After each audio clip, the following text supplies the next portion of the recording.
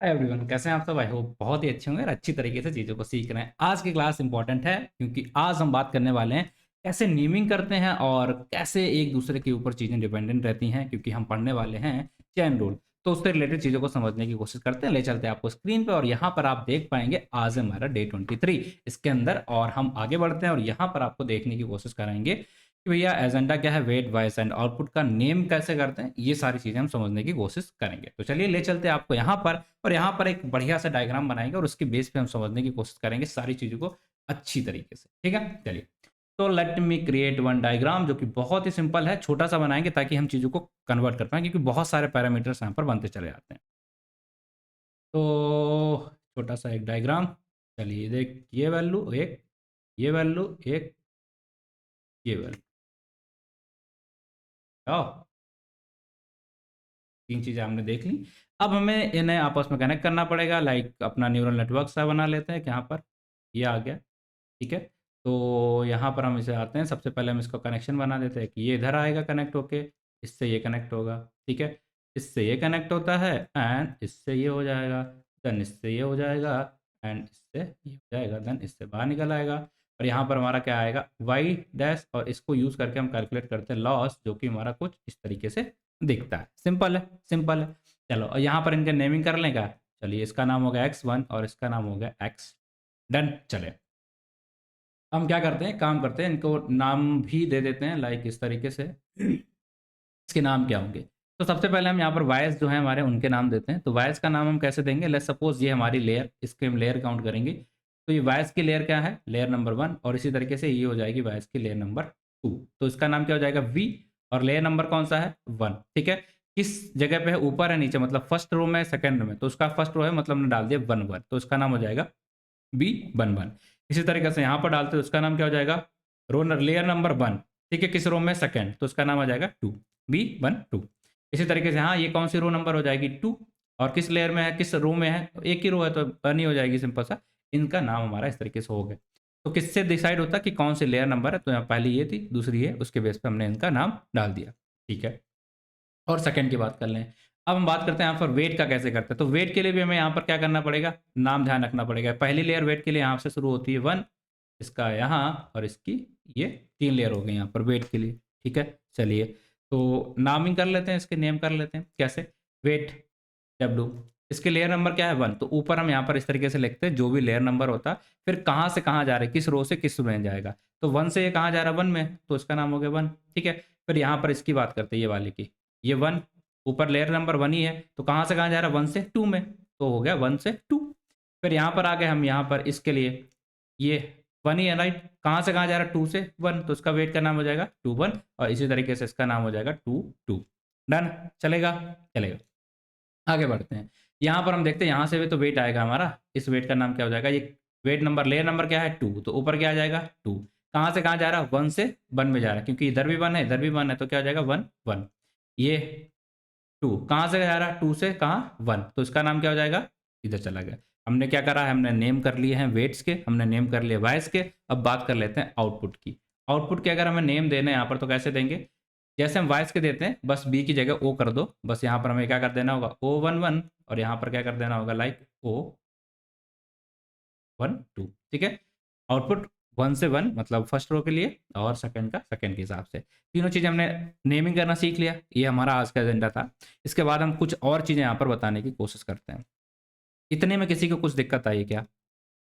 कि हमारा x था, हमारा x2 था, हमारी वैल्यू थी, सारे वेट के वैल्यू हमें दिए हैं नाम, सारे वाइस के हमने नाम दिए हैं, एंड हमने आउटपुट का नाम दिया है। किस बेसिस पे ये सारे नाम बनाए गए हैं, वो समझ में आ गए होंगे। तो अगर हम फार्मूले की बात करते हैं कि इनका हमें पता, समेशन फार्मूला लगता है सबका। तो चलो सबसे पहले यहाँ पर एक समेशन फार्मूला लगाते हैं। इसका यहाँ पर जो हमारा O11 बना है ना, O11, ये इसका कैसे फॉर्मूला बना होगा? तो आई बिलीव आपको पता होगा ना ये वाला फॉर्मूला। ये जो हम यूज़ करते हैं बेसिकली, यहाँ पर क्या करते हैं हम? X I multiply by W I plus x 2 W2 plus जो भी हमारा बायस होता है, उस तरीके से ये वाला फॉर्मूला हम यूज़ करते हैं ना हमेशा। तो इसको यूज़ करके अपना O11 का आंसर निकालते हैं।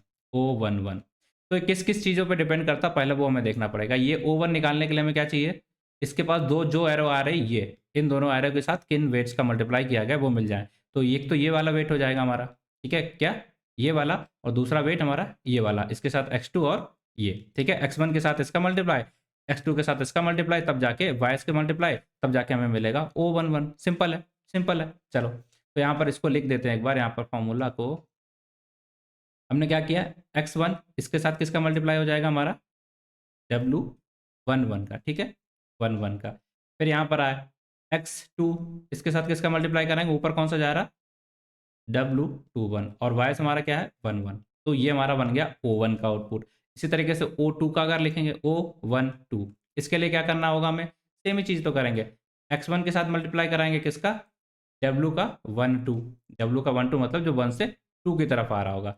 अब इसके साथ यहाँ पर W का 2 2 से, फिर x2 का मल्टीप्लाई कराएंगे किसके साथ, W का 2 से जो 2 की तरफ जा रहा होगा, V का यहाँ पर 1 2, बन गया, सिंपल है। अब हम यहाँ पर देखते हैं कि भैया इसका जो वैल्यू है y, ये हमारा फाइनल आउटपुट होता है। चलो इस केस में यही फाइनल हो जाएगा। ओके, ये प्रोडिक्टेड आउटपुट है। इसे कैसे निकालेंगे, इसे निकालने के लिए फिर से वही सेम तरीका। अब हम क्या करेंगे, जो हमारे O1 थे, ये देखिए, इसको निकालने के लिए हमारे पास क्या चीज़ें हैं, आई होप आप समझ पा रहे हैं। ये इसका मल्टीप्लाई इसके साथ, और ये इसका मल्टीप्लाई इसके साथ, देन बी के साथ प्लस करेंगे, और ये हमारा मिल जाएगा भाई। सिंपल है, सिंपल है ना। चलो आगे बढ़ते हैं। आगे जैसे हम बढ़ेंगे तो आपको यहाँ पर आप चीज़ें दिखनी शुरू हो जाएंगी कि O1 का मल्टीप्लाई करेंगे, O11 का मल्टीप्लाई करेंगे किसके साथ, W11 के साथ, ठीक है। O12 का मल्टीप्लाई करेंगे किसके साथ, W21 के साथ, फिर V21। चलिए हमने ये सारी चीज़ें लिख दी हैं, लाइक ये O12 का मल्टीप्लाई W21 और इनका मल्टीप्लाई करा के इसके साथ जोड़ दिया, तो ये वाला हमारा सेकंड वाला पार्ट लिखा हुआ है, ये पहला वाला पार्ट लिखा, ये आ गया। तो इस तरीके से हमारे ये फंक्शंस बनते हैं, इनको हमने यहाँ पर इस तरीके से लिख दिया। सबके आउटपुट अगर हमने निकाला तो इस तरीके से बने।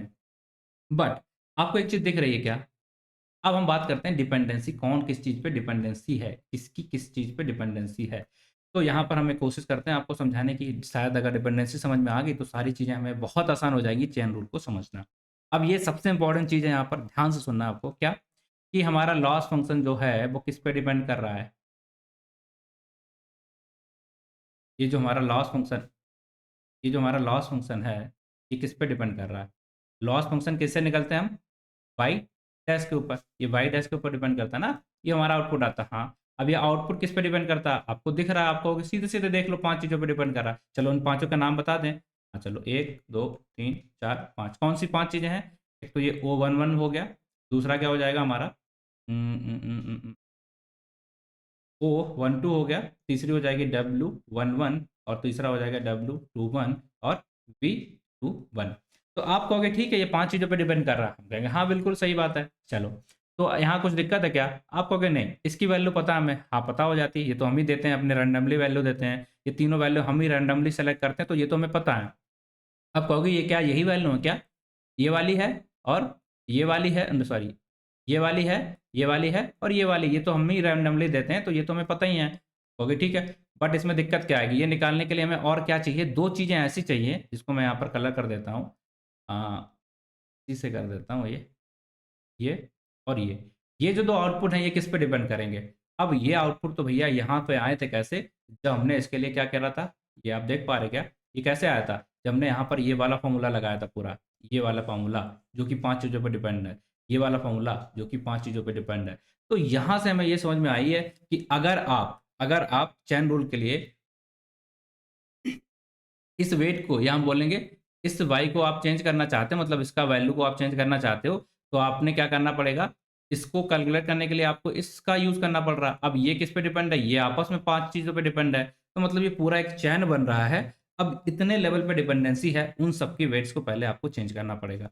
तो अगर आप यहाँ पर चाहते हो कि आपका आउटपुट जो है थोड़ा-सा कम आए, तो उसके लिए आप पहले ये वाला फॉर्मूला आपने देखा, तो आपको क्या दिख गया यहाँ पर कि हाँ, ये वाला फॉर्मूला है, ये 3 चीज़ें तो हमें पता है, बट ये 2 चीज़ें हमारा गड़बड़ कर गई। अब ये आपस में इस पे डिपेंडेंट है, मतलब इस पे, और इसके लिए ये वाला फॉर्मूला जो हमारा इसके ऊपर डिपेंड है, और जिसके अंदर आप क्या देख पा रहे हो, ये अलग 2 वेट हैं और ये अलग यहाँ पर 2 वेट हैं। तो हमें पहले, अगर हम इसका वेट चेंज करना चाहते हैं, तो हमें पहले इन वेट्स को चेंज करना पड़ेगा, यहाँ पर इस वेट्स को चेंज करना पड़ेगा। जब तक हम ऊपर वाले जो पहले वाले हमारे जो वेट्स हैं, ये 4, इनकी वैल्यू चेंज नहीं करेंगे, तब तक हम इनकी वैल्यू को चेंज नहीं कर सकते, क्योंकि ये आउटपुट आ रहा है वो इस पे डिपेंड कर रहा है। तो हमें पहले वापस जाके इनकी वैल्यू को चेंज करना पड़ेगा, देन हम यहाँ पर आके इन वैल्यूज़ को चेंज कर पाएंगे, इनके वेट्स को हम चेंज कर पाएंगे। आई होप इतना चमक गया है। अब ये एक बार देख लेते हैं ये हमारे किस पे डिपेंडेंट है। लेट्स सपोज अगर हम यहाँ पर आते हैं, O1 की बात कर लें, O1 ये हमारे 5 चीज़ों पे डिपेंडेंट रहता है। चलो यहाँ पर देख लेते हैं क्या 5 चीज़ें हैं। X1 ये किस पे है? एक तो X1 है, दूसरा क्या हो जाएगा W11 हो गया, तीसरी चीज़ क्या हो जाएगी हमारी X2 W21, तीसरी हो जाएगी हमारी X2, चौथी हो जाएगी W21 और पाँचवीं हो जाएगी V11। तो हमें यहाँ पर 3 चीज़ें फिर से पता है, ठीक है। अब यहाँ पर हमें सारी चीज़ें पता हैं, 3 नहीं, यहाँ पर हमें सारी चीज़ें पता हैं, बट इम्पोर्टेंट क्या है, ये वाला वेट और ये वाला वेट, ये हमें पहले चेंज करना पड़ेगा, तब जाके हम इस पे यूज़ कर पाएँगे, क्योंकि यहाँ पर ये O हमारा यूज़ किया गया था। इसी तरीके से अगर हम इसका फ़ॉर्मूला लिखते हैं O21 का, इधर आते हैं, ठीक है। ये किस पे डिपेंडेंट है, इसके बारे में यहाँ पर लिखते हैं सॉरी, ये O21, ठीक है। ये O21 ये किस पे डिपेंडेंट आएगा, इसका फ़ॉर्मूला देखिए आप, 5 चीज़ें लिखी, 1, 2, 3, 4 और 5। तो पहला ये हमारा हो गया X1 पे डिपेंडेंट, दूसरा हो गया W12 पे, तीसरा हो गया X2 पे, दूसरा हो गया W22 पे, चौथा हो गया V12। तो आप कहेंगे ठीक है, इसमें भी वही सेम चीज़ आ रही है क्या कहानी? हाँ, कहानी सेम है कि ये वाला वेट पहले, ये वाला वेट। तो पहले हमें क्या करना पड़ेगा, अगर हम इसके ये जो वेट है हमारे, इसको हम अलग तरीके से कलर करते हैं, लाइक ये वाला सॉरी, अगर हम इन वेट की वैल्यू को अपडेट करना चाहते हैं, अगर हम यहाँ पर ये ये अगर हम अपना लॉस फंक्शन चेंज करना चाहते हैं, इस लॉस फंक्शन की वैल्यू को कम करना चाहते हैं, तो हमें क्या करना था, वेट अपडेट करना है। ये 2 वेट तो हमें पता है, ये वाइस पता है, बट इन सारी चीज़ों के साथ मल्टीप्लिकेशन इसका इसके साथ, इसका इसके साथ होना है। तो उसके लिए ये वाला किस पे डिपेंड करेगा, इन 2 वेट्स पे डिपेंड करेगा। तो पहले जाके हमें इन वेट्स को अपडेट करना पड़ेगा, इधर से जाके हमें इन वेट्स को अपडेट करना पड़ेगा, तब जाके हम क्या कर सकते हैं, अपने इस वैल्यू को, लॉस को कैलकुलेट करके कम करा सकते हैं, ज़्यादा करा सकते हैं। तो यही बैक जाने के प्रोसेस को, जो हम तरीका है उसको बोलते हैं क्या, वो चैन रूल होता है, जो हमें हेल्प करता है बैक जाने के लिए, ठीक है। अब यहाँ पर बैक जाने के लिए जो प्रोसेस है पूरी, और वेट को अपडेट करना, ये हो जाता है हमारा बैक प्रोपगेशन, जो कि हम आगे बताने वाले हैं। बट यहाँ तक हम जाएंगे कैसे, पीछे इनका कनेक्शन स्टैब्लिश कैसे करेंगे, वो सारी चीजें समझने के लिए हम लोग यूज करेंगे, अगली क्लास के अंदर समझने वाले हैं। Chain rule, derivative rule of chain, या चैन रूल ऑफ डेरिवेटिव क्या होता है वो समझेंगे। आई होप इतना चमक गया होगा कैसे चीज़ों के बीच में आपस में रिलेशन है, क्यों हम जाके पहले वाले वेट का पहले चेंज करते बाद में इसे चेंज करते हैं, वो सारी चीज़ें आपको समझ में आ। तो आज के लिए इतना, बाकी मिलते हैं अगली वीडियो में, तब तक के लिए टेक केयर, बाय।